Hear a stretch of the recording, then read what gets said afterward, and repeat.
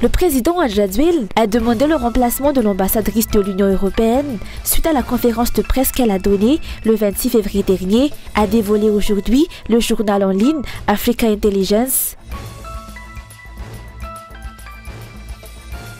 État de sinistre national à Madagascar, c'est ce qu'a déclaré hier le Conseil des ministres, dans un contexte marqué par de nombreux dégâts matériels et des élections à venir.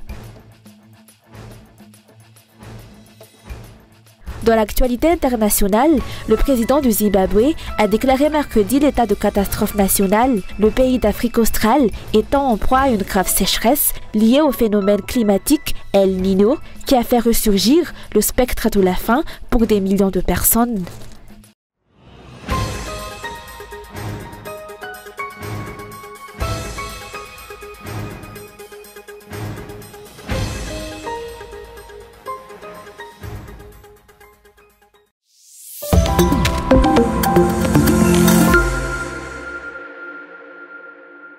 Le président Adjadouil a demandé le remplacement de l'ambassadrice de l'Union européenne suite à la conférence de presse qu'elle a donnée le 26 février dernier.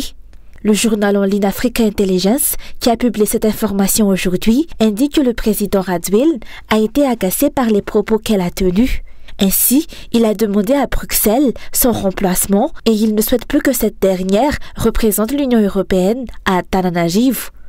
Selon Africa Intelligence, la ministre des Affaires étrangères, Raffaravavtavka Luciana Rassat, a envoyé début mars un courrier confidentiel à Josep Borrell, le haut représentant de l'UE pour les affaires étrangères, lui enjoignant de procéder au remplacement de l'ambassadrice arrivée dans la Grande Île en septembre 2022. Au cours de cette conférence de presse, l'ambassadrice de l'Union européenne avait déclaré que la loi sur la castration chimique et chirurgicale des violeurs, qui venait d'être validée par la Haute Cour constitutionnelle, était contraire à la Convention des Nations Unies sur les traitements cruels, inhumains et dégradants. La castration est une peine qui est contraire à la Constitution même de Madagascar, puisque dans son article 8, tout traitement cruel, inhumain et dégradant est condamné. Pourquoi? Parce que Madagascar a ratifié en 2005 la Convention des Nations Unies contre les traitements cruels, inhumains ou dégradants. Ce commentaire lui avait valu 3 jours après une convocation express par la ministre Raffaravavtavka Luciana Rassat, sans que son départ n'ait été évoqué à ce moment.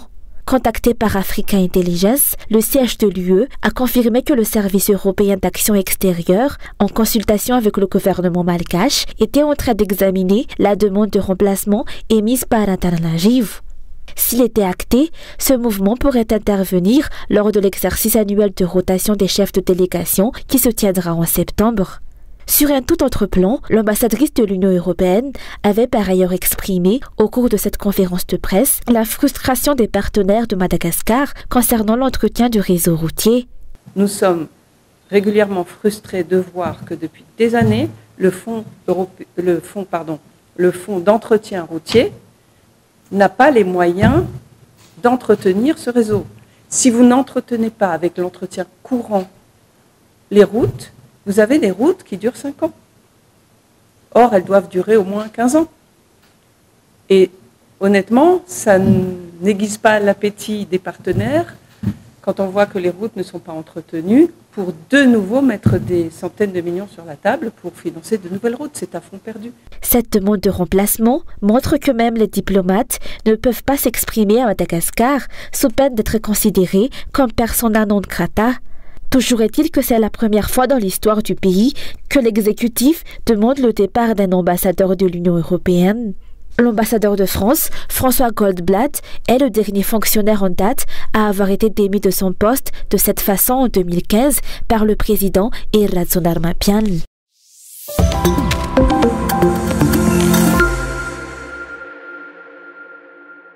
Le Conseil des ministres a déclaré l'état de sinistre national à Madagascar. Face à cette situation, l'ambassade de France à Madagascar a affirmé que la France était prête à répondre à toute demande de coopération et d'assistance du gouvernement malgache. Nous avons évidemment noté que l'état de sinistre national venait d'être déclaré par le Conseil des ministres de Madagascar et la France, comme elle l'a déjà fait par le passé, cela va de soi, est disponible pour étudier toute demande d'aide, d'assistance qui lui sera formulée par le gouvernement de Madagascar, en lien bien sûr avec ses partenaires internationaux. Nous avons de l'amitié pour Madagascar, nous sommes aussi voisins dans le sud-ouest de l'océan Indien, et donc à ce titre-là, la France est prête à examiner toute demande qui sera formulée par la République de Madagascar. Un État doit passer par plusieurs étapes avant de déclarer sinistre national, a déclaré ce matin le PNCRC. Outre le nord de l'île, Vuipen est actuellement inondé. Selon les rapports reçus, une personne a déjà été tuée emportée par les eaux et une centaine de personnes ont été sinistrées. Ce matin, un accord de coopération visant à renforcer la protection des citoyens et de leurs biens face aux catastrophes naturelles a été signé entre le gouvernement malgache et le gouvernement français. Le gouvernement français a également fait don de serveurs informatiques au PNCRC.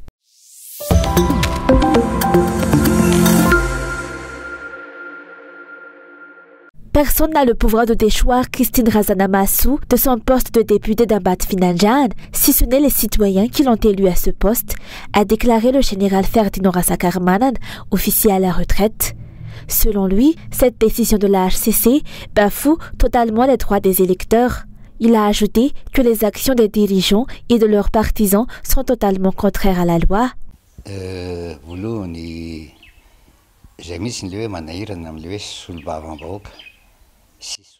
Cette élue d'Ambat-Financian est la représentante des habitants de cette localité. La situation actuelle révèle une inversion totale des pouvoirs dans le pays. À qui appartient réellement le pouvoir, si ce n'est au peuple? Les dirigeants actuels ont été élus par le peuple pour gérer leurs intérêts, à savoir leur liberté, leur qualité de vie et leur bonheur. Par conséquent, ce sont les habitants d'Ambat-Financian qui devraient avoir le pouvoir de déchoir Christine Razanamasu. Aucune autre entité ne possède cette prérogative. Il est regrettable que la loi soit ainsi bafouée. De nombreuses personnes ont déjà pris la parole pour expliquer les articles 72, 73. Je n'en dirai pas plus. Mais en tant que citoyen, je refuse catégoriquement qu'une personne que j'ai élue soit déchue de cette manière, car c'est moi qui l'ai choisi et non le gouvernement ou son parti politique.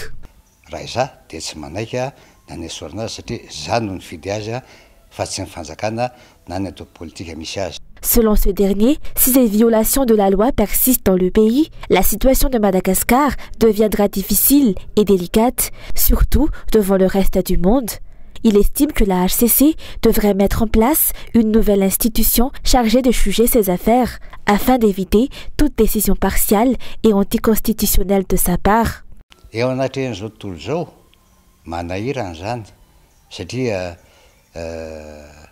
Face au reste du monde, cette situation est délicate car le respect de la loi dans le pays est en déclin. Cela soulève des questions sur la séparation des pouvoirs, car la HCC n'aurait pas pu prendre une telle décision si elle respectait pleinement cette séparation. Qui peut alors juger les décisions de la HCC? Une institution devrait être en place pour remplir cette fonction. Les décisions de la HCC ne devraient pas être irrévocables, surtout lorsque Christine Razanamasu n'a pas eu l'occasion d'être entendue et que le délai qui lui a été accordé pour sa défense n'a même pas expiré. Le peuple et le pays vont rencontrer des difficultés car le respect des lois en vigueur est compromis. Certains les manipulent selon leurs intérêts.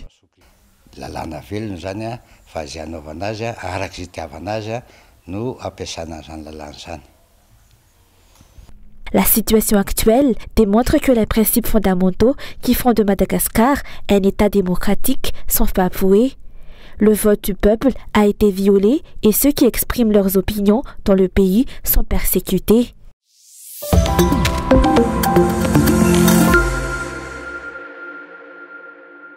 Les anciens de la région d'Amor-Nimani ont condamné aujourd'hui la déchéance de Christine Razanamasu. Ils ont déclaré que l'ordonnance émise par la HCC était une décision prise sous pression pour l'exclusion de Christine Razanamasu et témoigne d'une haine envers les enfants de Fianarantsoa. Christine Razanamasu a pourtant fait partie des personnes ayant soutenu ce régime. Selon eux, le mal a déjà été fait pour leur région, mais de telles situations ne devraient plus se reproduire.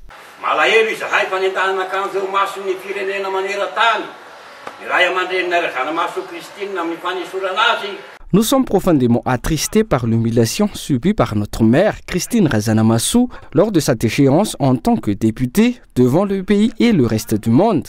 Elle était une élue du peuple et non d'un parti politique. Si elle a été poursuivie pour avoir simplement dit la vérité, à savoir que Madagascar est en train de régresser et que les Malgaches s'enfoncent dans la pauvreté, alors c'était son droit. Elle avait raison. Mais les hauts dirigeants semblent ne pas voir la souffrance du peuple. Nous avons besoin de députés comme elle, qui osent parler de nos souffrances, et non pas des députés dont la seule action est de lever la main pour approuver les décisions de leur parti à l'Assemblée nationale. Sa destitution a-t-elle été effectuée de manière légale?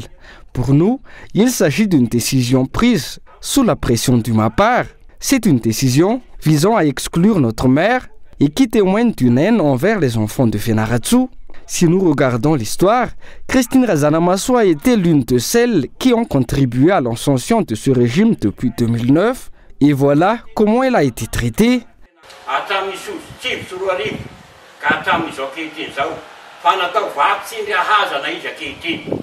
Selon les observateurs, cette affaire de déchéance de la présidente de l'Assemblée nationale met une fois de plus en lumière le manque de neutralité de la HCC. En tant qu'institution faisant partie du pouvoir judiciaire, la HCC outrepasse ses compétences en intervenant dans le domaine législatif, en modifiant et en ne respectant pas la loi.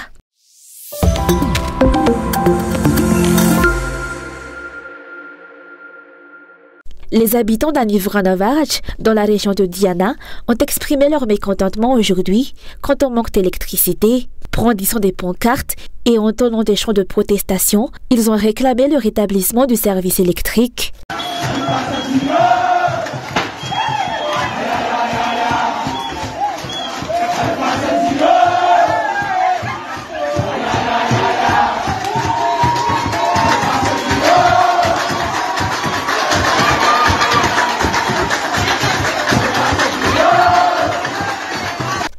Chaque région a ainsi eu sa propre approche pour revendiquer la résolution des problèmes de coupure d'électricité. Cependant, le message demeure le même, celui de rétablir l'électricité. Tous les consommateurs, à travers l'île, subissent les retombées des coupures d'eau et d'électricité récurrentes. 80% des consommateurs malgaches dépendent de l'électricité pour leurs moyens de subsistance, que ce soit pour les salons de coiffure, les ateliers de soudure ou les épiceries qui ont besoin d'électricité pour maintenir leurs produits au frais. Malheureusement, les coupures d'électricité ne sont plus maîtrisées dans le pays. Outre l'électricité, l'approvisionnement en eau est également précaire, surtout en périphérie d'Antananarivo. L'approvisionnement en eau est devenu une source de profit pour les riches, comme le montre la situation à Mbouimamour et Itaos, où certains vendent de l'eau à Milariar, le bidon. Tout cela indique que les aspects sociaux à Madagascar sont perturbés en raison du manque de contrôle des problèmes d'électricité et d'eau en général.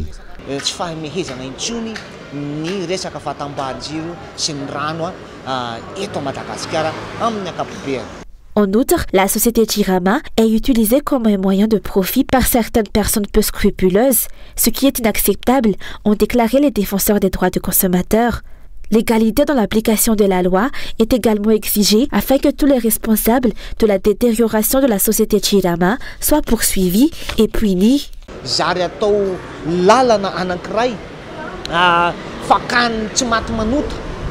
Nous refusons catégoriquement que la société Jirama soit devenue une source de profit pour certains individus peu scrupuleux. Nous sensibilisons tous les consommateurs à cet égard, car c'est notre argent en tant que consommateurs qui permet de maintenir cette société en activité. Nous ne pouvons tolérer que des individus occupant des postes politiques détruisent la Jirama et par extension notre qualité de vie. Des mesures ont été prises concernant le conseil d'administration de l'entreprise et nous remercions le PAC pour cela. Cependant, nous demandons instamment une application équitable de la loi à l'encontre de tous les individus peu scrupuleux qui ont commis des actes illégaux au sein de cette société. Je parle notamment des anciens directeurs généraux que nous savons avoir détourné les fonds de l'entreprise. Ce que nous, consommateurs et peuple malgache, attendons, c'est l'application du mandat d'arrêt à leur encontre émis par le Bianco. Nous sommes conscients que ces anciens directeurs généraux se sont enfuis à l'étranger, mais nous pourrions envisager ce qu'on appelle l'arrestation internationale à leur encontre. Nous demandons que la loi soit appliquée de manière égale pour tous.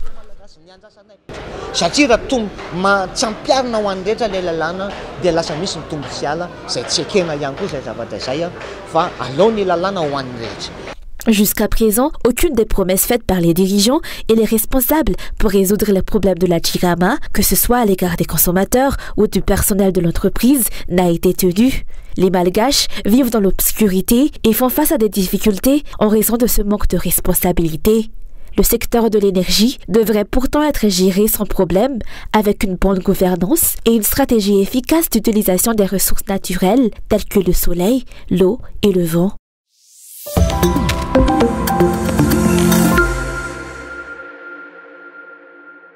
Les candidats aux élections législatives hésitent à déposer leur dossier de candidature en raison de nombreux incidents qui suscitent des inquiétudes quant à la transparence de ces élections à venir. La participation à ces élections a été délibérément rendue difficile en raison de l'augmentation de 4 fois plus de la caution requise. De plus, il est devenu ardu de remplir les formalités administratives nécessaires et le déroulement réel des élections reste ambigu. Même le régime en place ne semble pas manifester d'intérêt à procéder à ces élections. L'incapacité du gouvernement à anticiper les problèmes suscite des inquiétudes chez les citoyens car les dirigeants semblent agir selon leurs propres désirs. L'affaire impliquant Christine Razanamasu est l'un des obstacles qui incitent les candidats potentiels à hésiter quant à leur participation aux élections. Ils craignent que les autorités fassent à nouveau preuve de partialité et n'élisent que les candidats qui leur conviennent. Ils se demandent si la communauté internationale continuera à rester silencieuse face à cette situation et ils attendent de voir si elle réagira. Les candidats hésitent car ils risquent de payer cher pour déposer leur candidature dans un environnement où l'égalité des chances n'est pas garantie. Toutes ces ambiguïtés engendrent des doutes, d'où un manque d'enthousiasme pour se porter candidat. De plus, le régime n'a pas encore officiellement annoncé ses candidats, ce qui amène les gens à se demander s'il est réellement disposé à organiser ces élections. Selon les explications, il est évident que le régime actuel vise à faire élire ses candidats.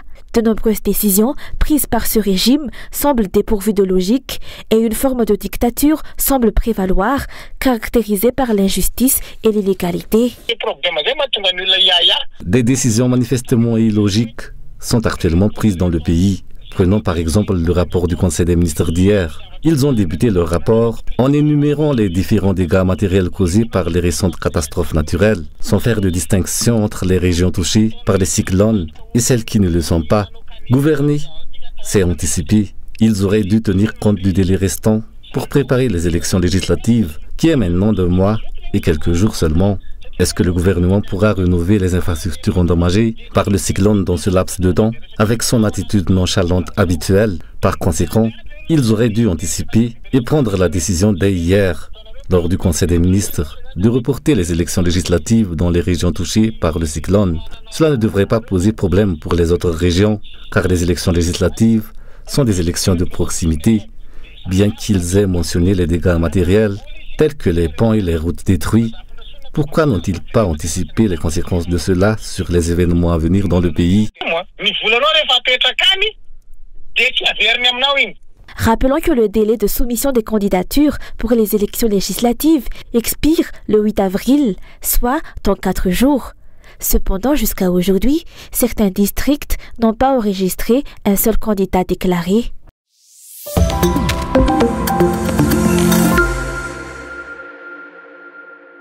Faire face à la pire sécheresse au Zimbabwe des 30 dernières années. Je déclare l'état de catastrophe nationale en raison de la sécheresse liée à El Niño. Nous mobilisons toutes les ressources nécessaires pour venir en aide aux communautés affectées. Aucun Zimbabwéen ne doit succomber à la faim. Car les premières victimes de la sécheresse, ce sont les récoltes de maïs sur lesquelles les Zimbabwéens comptent pour se nourrir. Les pluies sont arrivées très tard. Nous n'avons rien récolté du tout. Nous n'avons pas de nourriture et nous devons acheter du maïs. Problème, les voisins régionaux, la Zambie et le Malawi, chez qui le Zimbabwe se fournit traditionnellement en céréales, sont eux aussi touchés par la sécheresse. Traditionnellement, nous achetions du maïs bio de Zambie. Aujourd'hui, la Zambie n'en a pas et le Malawi, un autre marché source, n'en a pas non plus. Nous achetons désormais tous du maïs OGM en provenance d'Afrique du Sud. Le risque, pénurie et flambée des prix. Dans les zones rurales du Zimbabwe, 2 700 000 personnes sont menacées par la famine.